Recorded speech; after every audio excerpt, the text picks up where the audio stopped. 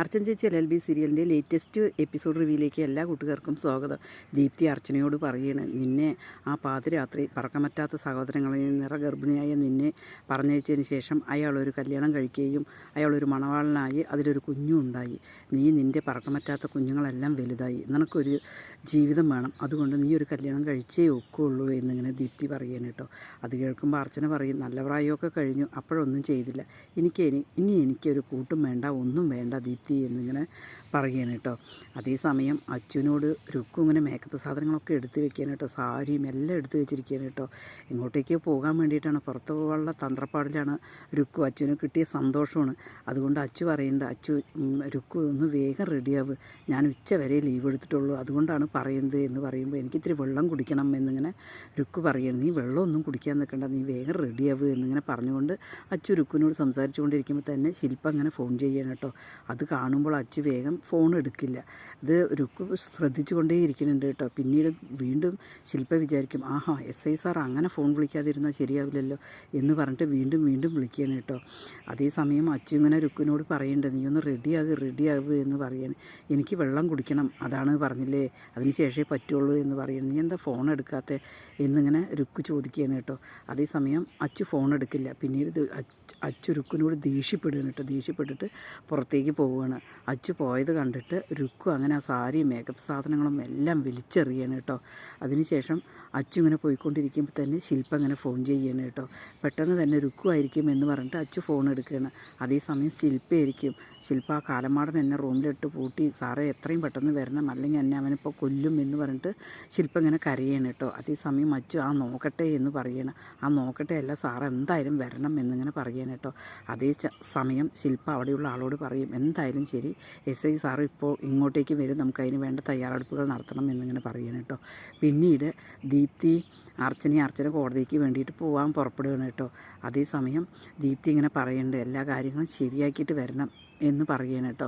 അതിനുശേഷം ദീപ്തിയോട് പറഞ്ഞിട്ട് അർച്ചന ഇങ്ങോട്ടേക്ക് ഇറങ്ങുകയാണ് കേട്ടോ. ഇറങ്ങിയിട്ട് വീണ്ടും തിരിച്ച് വരും. എന്തിനാണ് നീ വരുന്നത് എന്ന് ചോദിക്കുമ്പോൾ ഞാൻ പേന എടുക്കാൻ മറന്നു എന്ന് പറയണം. അയ്യോ, പേന അവിടെ ആരുടെയിൽ നിന്നും വാങ്ങിയ പോരെ എന്ന് ദീപ്തി പറയും. അത് സാരമില്ല ദീപ്തി എന്ന് പറയണം കേട്ടോ. അതിനുശേഷം അർച്ചന അവിടെ നിന്ന് ഇറങ്ങി. അതേസമയം വിജയശങ്കറോട് രവി വക്കീലും ജഗദീഷ് വക്കീലൊക്കെ പറയും, സാർ എന്തായാലും കോടതി പോവല്ലേ, ഒരു പെഗ് അടിച്ചിട്ട് പോകാമെന്ന് പറയും. അതിൻ്റെ ആവശ്യമില്ല, ഞാൻ പെഗ് അടിക്കാതെ പോയിട്ട് തന്നെ ജയിച്ച് വരും എന്ന് പറഞ്ഞിട്ട് പോവുകയാണ് കേട്ടോ. ഇറങ്ങുന്ന സമയത്ത് തന്നെ അർച്ചനയെ കാണുകയാണ് കേട്ടോ. നീ എന്താ തല ഉയർത്തിപ്പിടിച്ചിട്ട് വരുന്നത് എന്നിങ്ങനെ ചോദിക്കണം. തോറ്റു കഴിഞ്ഞാലും ഇതേ വരവ് വരണം എന്ന് പറയും. അതിന് ഞാൻ തോൽക്കാറില്ലല്ലോ, ഞാൻ ജയിച്ചിട്ടേ വരുള്ളൂ എന്ന് പറയും. നമുക്ക് കാണാം എന്ന് പറയണം കേട്ടോ. അതിനുശേഷം അവർ കോടതിയിലേക്ക് പോവുകയാണ് കേട്ടോ. അതേസമയം ശില്പ ഇങ്ങനെ നോക്കുമ്പോഴേക്കും അച്ചു വരികയാണ് കേട്ടോ.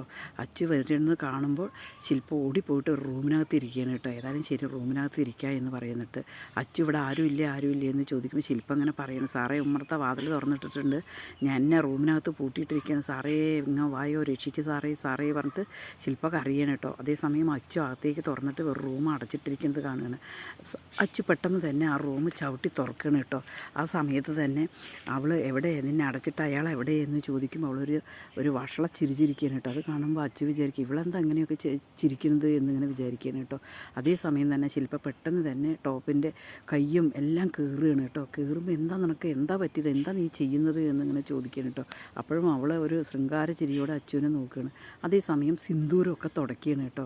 നീ എന്താ ഈ ചെയ്യണത് എന്ന് പറയുന്നത് ഒരു റേപ്പിൻ്റെ ലക്ഷണം അവൾ ഉണ്ടാക്കണം. എല്ലാം ചുരിദാറും എല്ലാം കീറി സിന്ദൂരമൊക്കെ വെച്ചിട്ട് അവൾ പെട്ടെന്ന് തന്നെ പുറത്തേക്ക് ഇറങ്ങി ആൾക്കാരെ ഓടി വരി SI സാർ എന്നെ നശിപ്പിച്ചു, എന്നെ പീഡിപ്പിച്ചു എന്ന് പറഞ്ഞ് നിലവിളിക്കുകയാണ് കേട്ടോ. അപ്പോഴേക്കും ഒരുപാട് ആൾക്കാരും അങ്ങോട്ടേക്ക് വരികയാണ്. ആഹാ, ഇത് നമ്മുടെ ഇവിടുത്തെ SI ആണല്ലോ എന്നിങ്ങനെ പറയുകയാണ് കേട്ടോ. അതേസമയം അച്ചു പറയുന്നുണ്ട്, ഇവളുടെ ഭർത്താവ് പ്രശ്നമായിട്ട് ഇവിടെ റൂമിൽ അടച്ചിട്ടിരിക്കുകയാണെന്ന് പറഞ്ഞിട്ട് എന്നെ വിളിച്ച കാരണം ഞാൻ രക്ഷിക്കാൻ വേണ്ടിയിട്ട് വന്നിരിക്കുകയാണ് എന്നിങ്ങനെ പറയുകയാണ് കേട്ടോ. ഈ ചന്ദ്രയുടെ ട്രാപ്പാണെന്നുള്ളത് ശില്പയ്ക്ക് മാത്രമല്ല അറിയാം, അച്ചുവിനും അറിയില്ലല്ലോ. പക്ഷേ അവൾ പറയും, അല്ല SI സാറ് എന്നെ കയറി പിടിക്കാൻ ശ്രമിച്ചതാണ് എന്നിങ്ങനെ പറയും കേട്ടോ. നാട്ടുകാരൊക്കെ ഫോട്ടോ ഒക്കെ എടുക്കുകയാണ് കേട്ടോ.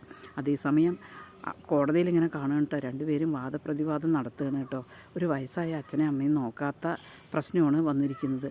അപ്പോൾ എന്തായാലും ശരി, അയാൾക്ക് ജാമ്യം കൊടുക്കാൻ പാടില്ല എന്ന് അർച്ചന പറയുമ്പോൾ വിജയശങ്കർ പറയുന്നുണ്ട്, ഇല്ല അയാൾക്ക് ഒരു ക്രിമിനൽ പശ്ചാത്തലവും ഇല്ല, അതുകൊണ്ട് അയാൾക്ക് ജാമ്യം കൊടുക്കണം എന്ന് പറഞ്ഞിട്ട് പറയുകയാണ് കേട്ടോ. അത് കേൾക്കുമ്പോൾ അർച്ചന പറയുന്നുണ്ട്, ഇനി വന്നുകൂടാ എന്ന് പറയാൻ പറ്റില്ലല്ലോ, ഏതായാലും വയസ്സായ അച്ഛനും അമ്മയാണല്ലോ പരാതി തന്നിരിക്കുന്നത് എന്ന് പറയുകയാണ് കേട്ടോ. പിന്നീട് പോലീസ് സ്റ്റേഷനിൽ നിന്ന് CI സാറ് വരികയാണ് കേട്ടോ. അത് വന്നതിന് ശേഷം അച്ചുവിനെ കൊണ്ടുപോകണം, അച്ചു നീ ജീപ്പ് കയറുക എന്ന് പറയുന്നു കേട്ടോ. അതേസമയം അച്ചു പറയുന്നുണ്ട്, ഇങ്ങനെയൊക്കെയാണ് സംഭവം, ഇവളുടെ ഭർത്താവ് ഇവളിനെ പിന്നെ കൊല്ലാൻ ശ്രമിച്ചു എന്ന് പറഞ്ഞ് ഞാൻ വന്നിട്ടാണ് സാറേ ഇതൊക്കെ ചെയ്തത് എന്നിങ്ങനെ പറയണം കേട്ടോ. അതേസമയം നാട്ടുകാരൊന്ന് നിങ്ങളെന്താ രക്ഷിച്ചു കൊണ്ടുപോകണം, അത് പറ്റില്ലല്ലോ എന്ന് പറയുമ്പോൾ CI സാറ് പറയുന്നില്ല, ഞാൻ അച്ചുവിനെ അറസ്റ്റ് ചെയ്തിരിക്കുകയാണ് എന്ന് പറയണം. അച്ചു ജീപ്പിൽ പോയി കയറുക എന്ന് പറയുകയാണ് കേട്ടോ. അച്ചു ജീപ്പിൽ പോയി കയറാൻ നേരത്ത് ശില്പ അങ്ങനെ തിരിഞ്ഞു നോക്കുന്നുണ്ട്, അച്ചു നിന്നെ ഞാൻ കാണിച്ച് തരാടി എന്നിങ്ങനെ പറഞ്ഞിട്ട് കേട്ടോ. അതേസമയം ശില്പ ഇങ്ങനെ ഭയങ്കര കൂളായിട്ട് നിൽക്കുകയാണ്. അച്ചുവിനെ കൊണ്ടുപോയതിന് ശേഷം അവർ രണ്ടുപേരും ശില്പയുടെ കൂടെയുള്ള ആളും കൂടി അവർ കൈ കൊടുത്ത് സന്തോഷം പ്രകടിപ്പിക്കുകയാണ് കേട്ടോ. അതേസമയം വീണ്ടും കോടതിയിൽ വാദിപ്രതിവാദം നടത്തുകയാണ്. ഒരിക്കലും ഇയാൾക്ക് ജാമ്യം കൊടുക്കാൻ പാടില്ല, വയസ്സായ അച്ഛനമ്മയെ നോക്കാത്തവർക്ക് തക്കതായ ശിക്ഷ കൊടുക്കണമെന്ന് അർച്ചന വാദിക്കുകയാണ് കേട്ടോ. അതിനെതിരായിട്ട് വിജയശങ്കറും വാദിച്ചുകൊണ്ടേയിരിക്കുകയാണ്.